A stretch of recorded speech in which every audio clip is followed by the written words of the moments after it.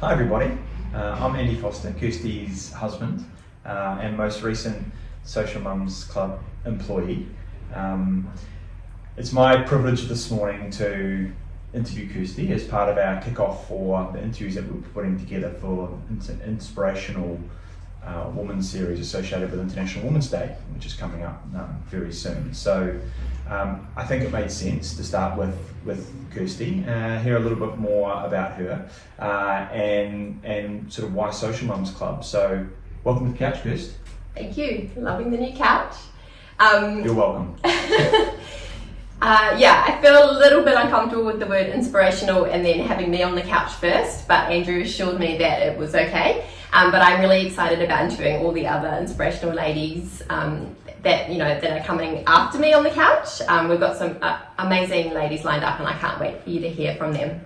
Yeah, there's some really cool stories, and I think you'll see some truly inspirational women that have done and are doing some wonderful things, often against the odds. So really looking forward to bringing that to you all. I just want to transition to Social Mums Club. So I think it's worthwhile sort of starting off with, why Social Mums Club and how Social Mums Club? Okay, so some of you will know that Andrew used to be in the Air Force. And so back in New Zealand, we would move around quite often. So every 18 months, we would pick up the family and sort of move to a new location. And what I realised is when you're in the Air Force, there's a beautiful community that comes with the Air Force. And every time you pick up and you move to another location, there's a ready-made community that sort of welcome you in and become your family in that local community. So they look after your kids, and if you need it, and they babysit, and they tell you the best services to use and the places to go to do your shopping, and you just have that ready-made community, especially because, obviously partners go away quite a lot. And then once Andrew left the Air Force, we still moved around quite a lot for different job opportunities. And I realised that in the real world, outside of the Air Force bubble or the Defence Force bubble, that community doesn't exist the same. And so when we moved to the next location and the next location, each time I was having to create that community for our family and for myself. And because we didn't live in the same town as family members, I heavily relied on that community of mum friends to support me and to get me through the hard times, especially if Andrew was busy working or away, and they became my local family. So when we moved here in 2019, at the end of 2019, just before COVID, for the first time in basically the whole time we'd had children, we were close to family, which was really exciting. We had grandparents to call on, we had my sister, cousins, grandparents, aunties, uncles, everything. But I still found that I was longing to have that friendship community because I'm so used to it and so used to relying on my local mum friends. And so I wanted to make that straight away, but obviously then COVID hit and it was very much separating everyone, and you couldn't even get out of your car at school drop off to meet new people, and I was just really struggling with not having that mum community. So I thought, I'll just start one, why not? So I started a Facebook group called Social Mums and just shared it in the local pages, and overnight I think it had 100 ladies enter into it, and then it just grew and it grew and it grew. And what started off as just being, something that I wanted to do because I knew I needed it, before long it became a community. And there was obviously a bigger need than just what I needed, and lots of people in our community were also looking for something similar. Yeah, and I think the amount of people that moved to Brisbane during COVID probably exacerbated the need for it. Is that a fair comment? Absolutely, yeah, and I found that along the way, so many families ended up moving to Brisbane during COVID because obviously we had, the most, it was still hard, but the most relaxed sort of environment compared to some of the other states. And if you're going to live somewhere and be sort of trapped at your home, I guess, why would you not want to be in sunny Queensland? And I think also people didn't have to travel into the city for work the same. So they were like, I'm just going to go have a lifestyle change and go and live in Brisbane. So we became that community, or, that group that people could straight away enter and know that they had support. They could ask questions. They could find out about local services and local businesses. They could, just have friends, be social. It's just like an immediate community, and which would normally take you years to build up. You can just have that straight away. Yeah, that makes a lot of sense. And so, as it's grown and matured, where are you now with the sort of the purpose of Social Mums Club, and what does that mean to you? So at some point along the way, so this has been 2019, so it's been quite a few years now. Obviously, Social Mums grew to a point where it became more than just a hobby and a side hustle. So it needed to be more. The people in our community needed me to invest more of my time. I felt like there was a need beyond just our local community. There were mums out there in similar situations that needed that community. And it almost became, like, it's not what I set out to do, but it almost became my purpose to connect as many mums as possible and help them have that support and that friendship and that community and that connectedness. So luckily I had a really supportive husband, and he said, just go all in. So I was teaching at the time, and I had a few other little businesses on the side. So I actually just parked all of that and just went all in with Social Mums Club. And that's how it transitioned from Social Mums to Social Mums Club. It became a business, but a business that was all about, doing good in the world and all about connecting mums. And I guess that it's been a beautiful thing to be able to do something that I'm so passionate about, that I love, and turn that into a career as well, and help so many people along the way. Yeah, and we keep kind of talking about helping people, but there's lots of different sort of people in a society. Mm-hmm. So for you, why mums? Like, why Social Mums Club? Yeah, I guess firstly because I'm a mum, and it's a way to make. I think when you're a mum and you meet another mum, even if you're not in the same age or stage or phase, there's just automatically a connection. You just understand what the other person's gone through or is going through. Not to say that we don't want to hang out with anyone that's not a mum. Any females are welcome to be part of our community, but I just think it's a starting point to connect. Also, anyone that has been a mum will know, in the middle of the night when you're feeding your baby and everyone's asleep, it's a very, very lonely feeling. And I don't know why, but for some reason that feeling just continues. Even as they get older, it can feel very isolating and very lonely. And if you don't have people around you that are uplifting you and giving you positive encouragement and warmth and kindness, you can feel even more isolated.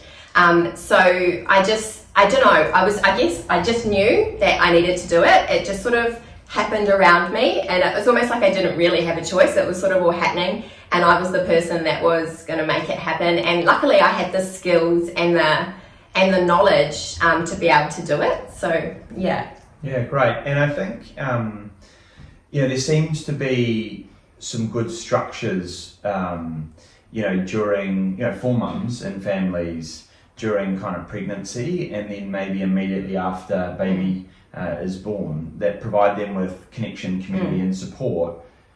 But what happens after that? Yeah, so I mean, for me, all those mothers groups and all those like sort of 10-week courses that you can go on after you have your baby, they were the saving grace for me when I had babies. And they were amazing. But because we moved around so often, and I'm sure we're not the only person this has happened to, I had this beautiful group of friends, and all the babies knew each other and they were growing up together, and then we'd move to the new place, and then you have to start again. But if you don't have a little baby or a toddler and you're not going to play groups and music classes, it's much harder to get that friendship group going. So I just felt like there was a sort of a need for anyone that was sort of not your standard sort of situation. You have a baby, you meet your friends, you stay in that area, and then you grow up together. If there's sort of a difference in the way that you've gone about it, or maybe you've had children and that all of your friends are much older or much younger, or just there's just a circumstance in your life that has meant that you're just finding yourself lacking that community, we can be that community for you. So it's sort of filling the need for people that are just searching for something more than that they have. Yeah, and so what you're saying is that it's can be very useful for new mums with an infant, but you also said before that inclusion is important, so it's not just for them. Absolutely not. I think it's a common misconception that we're just because you say the word mother, you think mother and baby, but Social Mums Club is about any female or any mum that wants to meet other people and wants to have a community. So we have mums in our community that are grandmas, we have mums with teenagers, primary school ages, of course we have preschool mums and mums with babies. But we like to think of us as being the place that mums come together for them. So it doesn't really matter how old your children are or what stage you are. It's about you and you connecting with other women and just having that commonality. But at the end of the day, we're all there for each other and coming together to support each other. So it doesn't really matter how old your children are. Yeah, sure. And one of the things that I've heard you talk about before is kind of finding your people. What do you mean by that? Yeah, so obviously everyone wants to find people that they can connect to, have similar interests, have similar beliefs, have similar senses of humour, like the same sort of books. It just makes you feel, valued, seen, heard. And not everyone is the same, and sometimes it's hard to find those people. But what we do with Social Mums Club is we just bring a whole lot of mums from the local community into the same space. So it might be the same room or it might be at the park, and you're not going to connect with every mum, of course you're not. But if you can find that spark of connection, we love to call that connection magic.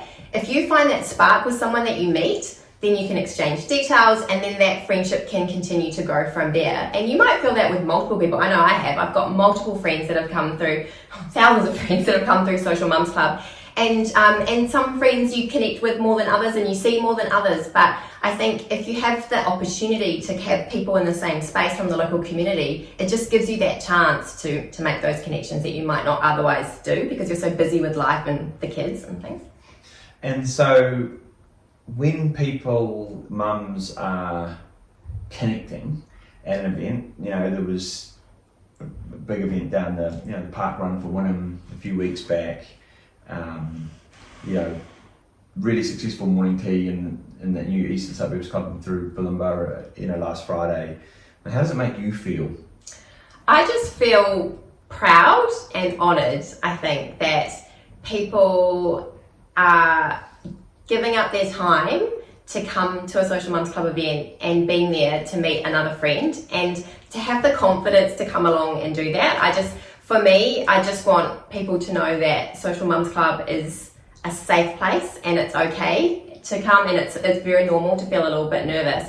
But everyone that comes says, I'm so glad that I came, and I'm so glad I got out the car, and I'm so glad I committed to this, because once you get there, you realise it's such a warm, friendly and inclusive environment.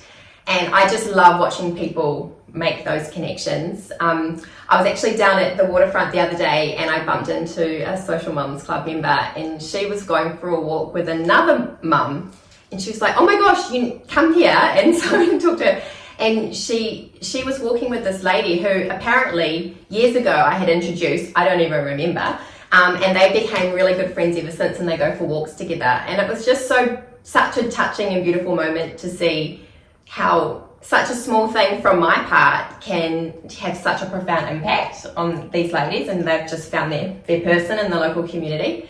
And another example, we were at a birthday party for one of the ladies in the our park run community, and I found myself just looking around and just seeing that a lot of the people in the room, and there were a lot of people, there were partners, children, mums, a lot of them had connected through Social Mums Club and through the running group that we have for Parkrun. And then their partners have become friends, and the kids have become friends, and they've just grown into this beautiful community. And I'm like, if it wasn't for Social Mums Club, they might not have ever met. And so I love that we're for the mums, but we're also for the family. Like, the family connections grow from there. Like, mums are the sort of catalyst for the rest of the community for the rest of the family to feel connected within the community. Okay, great.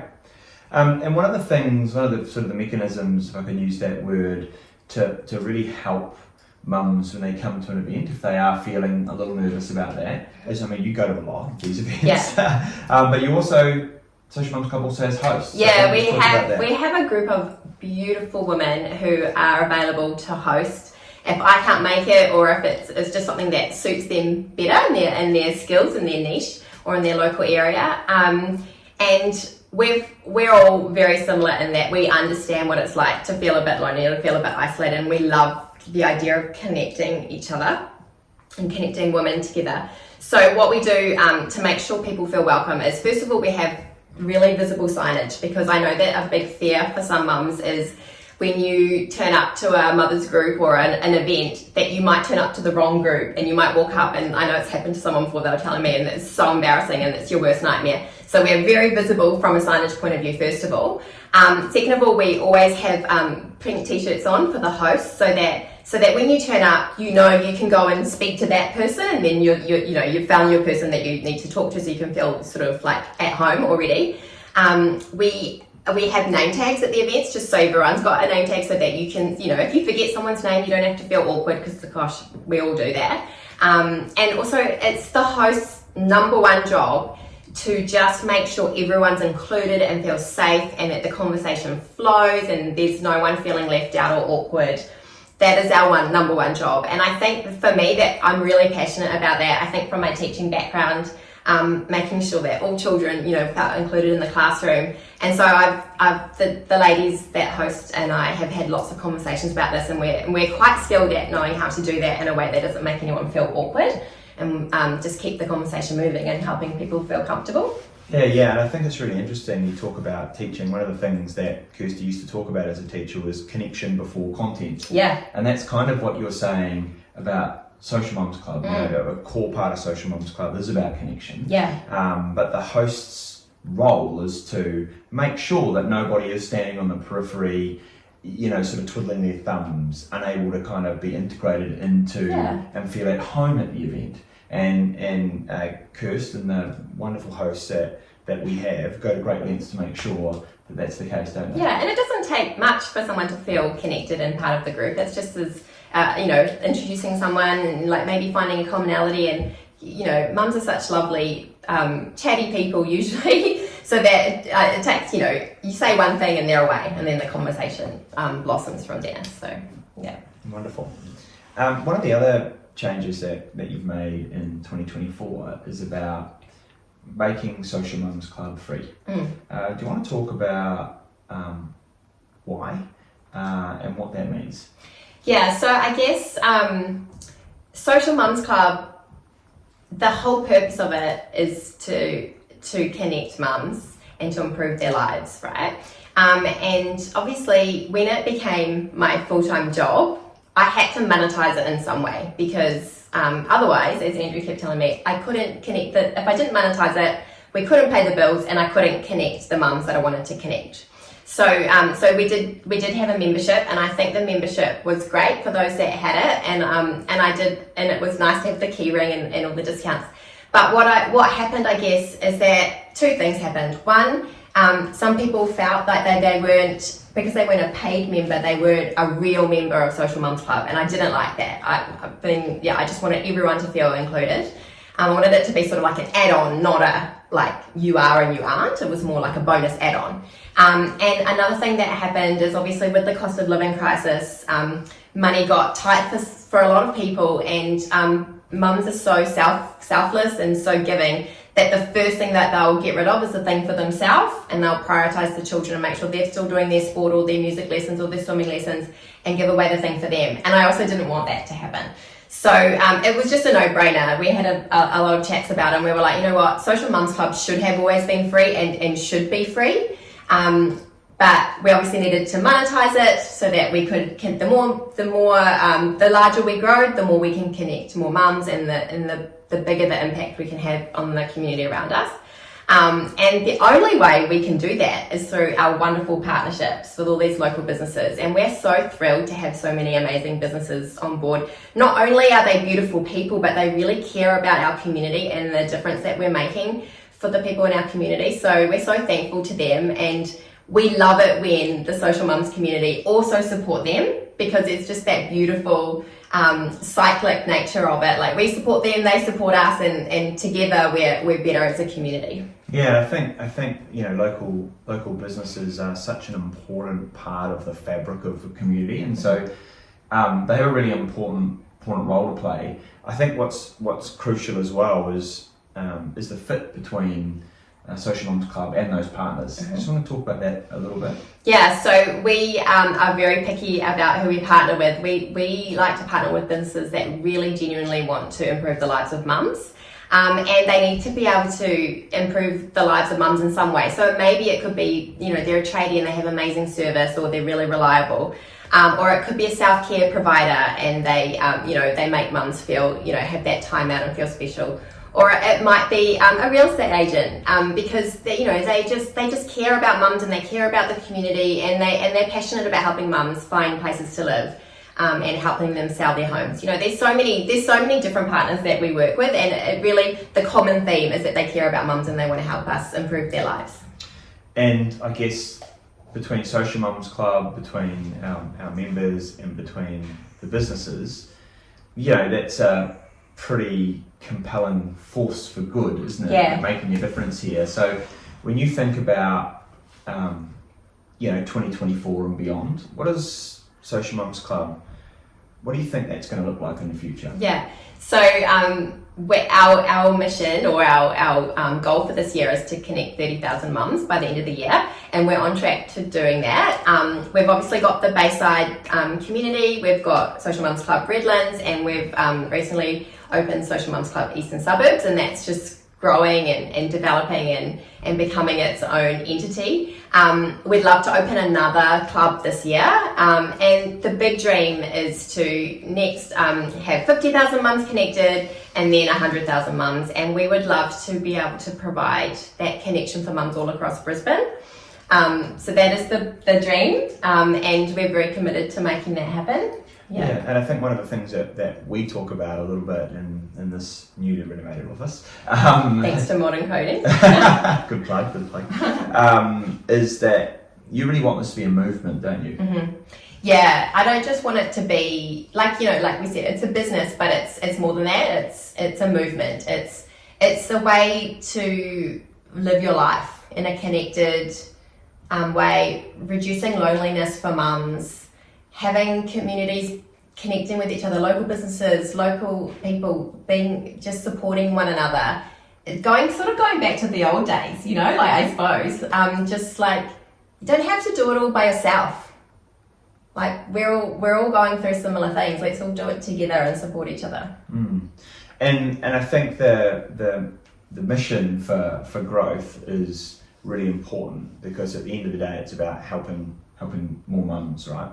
But as you said, we're at a time now in society where the way we live is very different to how it was, when there was more the other ways of forming community connection and support, between mums and other aspects and components of society. So we're in this fight, in a way, of this thing called loneliness, and this kind of silent epidemic. Do you just want to talk about that a little bit? Yeah.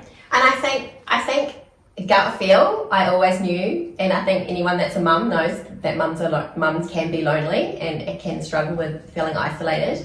And I just knew that it would be something that we needed, and especially after COVID, like obviously being forced to isolate, literally, we needed to come back together. But through our research, we discovered mountains of research from America and Australia that says, like, legit, this is an epidemic. It's becoming a huge societal problem, and it's got huge impacts on our health. 1 in 3 Australians are lonely. 1 in 6 experience extreme loneliness. So we were already along the way in helping fight loneliness, and it's just it spurred us on even more. Like, we want to make a difference in the loneliness space. We want to make sure that mums feel connected, and then if mums are connected, then partners are connected and children are connected, and then we can obviously connect the local businesses, and together we're better, together we rise. And when we think about loneliness, I think it's really important to understand that there's a lot of research now which shows the dire health impacts of being lonely, and how important social connection is like an antidote to that. Do you just want to talk about some of the research and what we've found in terms of loneliness really impacting health and mortality? Yeah, so it's shockingly, apparently being lonely is as bad for you, or as bad for your mortality rate, as smoking 15 cigarettes a day, which is shocking. It's worse than obesity and inactivity. It's bad for your heart. It's obviously bad for your mental health.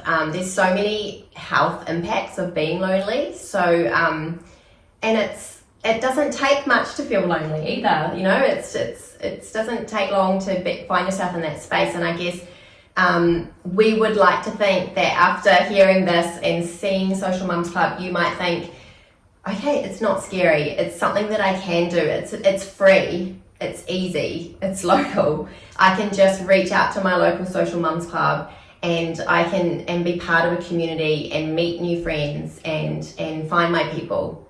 And then you don't have to ever be lonely again. And it's within your health to do so. It's in your health interests to do so, I should say. Okay, so you mentioned before sort of Together We Rise, and one of the things that we're going to be doing for these, I say we, Kirsty's going to be interviewing the other ladies, this is the only time you'll see me for the record, is kind of seeing if there's a quote or something that inspires them or that they like to live by. What's yours? Oh, good question. My favourite quote, I actually have two. My favourite quote is, if you look for the positives in life, you'll find them. And so I'm always telling my boys that they're like, oh, Mum. And I just think if you look for positive around you, that's what you'll see. If you look for negative, that's what you'll see. So if you can change your mindset to look for the positive. And also something that I read when I was a few years back before we moved here, when I was having a really hard time with my mental health, was that the great thing about rock bottom is it's a solid foundation to build something new.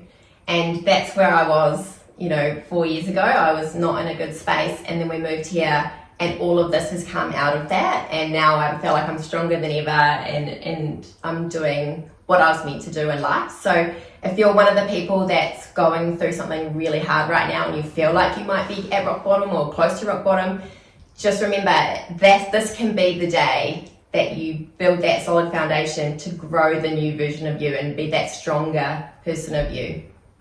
That's lovely. Well, thank you for your time. I hope you guys found spending some time with Kirsty useful. And as we said before, stay tuned for the rest of the month and the other interviews that we've got planned. I think we're hoping that those will resonate with you. And thanks for coming on the couch. Thank you. Thanks for my new couch. See ya.